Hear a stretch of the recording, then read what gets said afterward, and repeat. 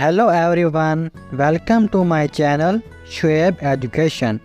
Today we are going to learn handwriting parts of the body. H-E-A-D Head. Head माने sir. H-A-I-R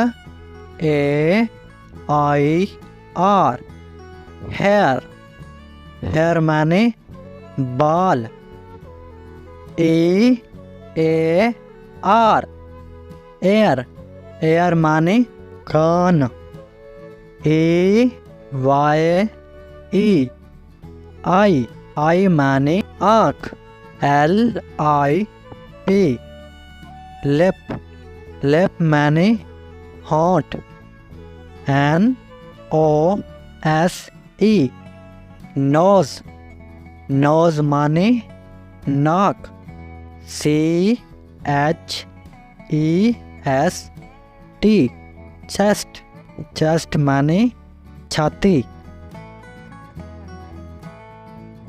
F-I-N-G-E-R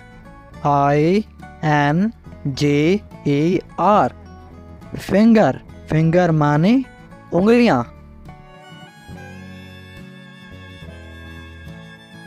H-A-N-D Hand. Hand माने हाथ. F-O-O-T Foot. Foot माने पाँव.